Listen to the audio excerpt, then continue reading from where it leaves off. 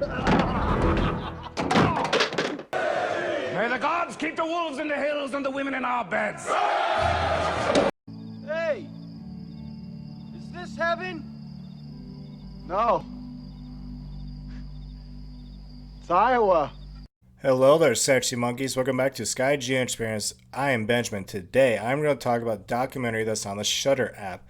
And people out there that don't know what Shudder is, if you go to like Hulu, Netflix, any of those streaming sites, it's just like that, but it's all horror movies. So if you're just a horror fan, this is great for you. And it's cheap. It's not that much. It's like less than $10. I highly recommend it. They have this documentary called The Cursed Films. There's 2 seasons. Second season is still going out right now. It's out every Thursday. They do an episode. I think they've done 3 so far.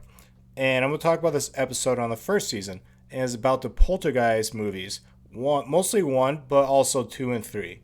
And I'm going to dig into why I think this movie is cursed or not. And I'll give you my opinion at the end of it. And the episode is only 26 minutes long. So it's not that long of a documentary. So you're not wasting much of your time. But I do recommend watching it.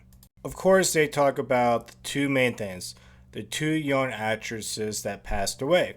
Dominique Dunn. Her brother, ironically, is on an American Werewolf in London, which was made by John Landis, the dude that fucked up the whole Twilight movie, killing Vic Morrow. Yeah, interesting. Anyway, Dominique Dunn, she's the older sister in the first movie. She gets killed. They talk all about that. And then Heather Rourke, she dies in the middle of making the 3rd movie, and they talk about that and how sad it was because they actually had to film the movie, and they have a couple scenes in the movie that it's someone else playing Heather after she died. They talk about that, and that's pretty fucking sad. The plot of the story itself makes people want to think it's cursed because they live over a cemetery where they didn't move the bodies, which would lead to a poltergeist. And it just, when you have, like, say, the movie The Exorcist, when you do a movie like that and it's something cursed might happen, and you're doing a movie about curse and poltergeist and ghosts, the devil, it really sucks in and makes it easy to believe there's a curse. And so this movie, the plot is about the poltergeist, afterlife, ghosts, and this and this. So it makes it easy for people really to believe there's a curse here. They talk about the whole skeletons being in the pool. They talk about if it was real or if it's not real. And I will let you guys find out yourself. I'm not going to tell you the answer, but you do get an answer. And they do talk about the history of actually using real humans in films in the past. So they do talk about that.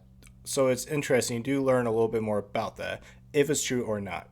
They have this guy on here that really, he's an expert on like supernatural stuff like luck, curses. And they talk about like the Red Sox. This person buried a Red Sox jersey in the Yankees cement at the Yankees Stadium, and people went nuts about it to the point where they jackhammered it out of there because they really believe it was a cursed object, but it's just a fucking jersey.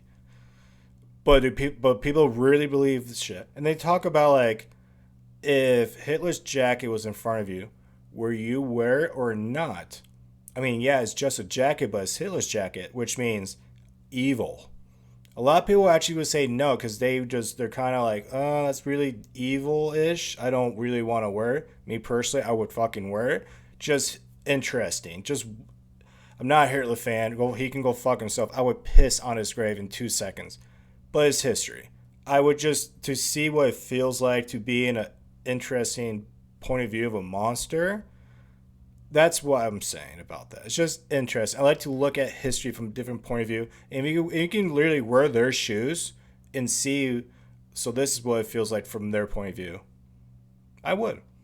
The young boy in this movie, when he gets choked out by the clown, they was actually talking about he was actually getting choked out for real. Like the clown itself was mechanically malfunction, which choked the kid. They talk about that.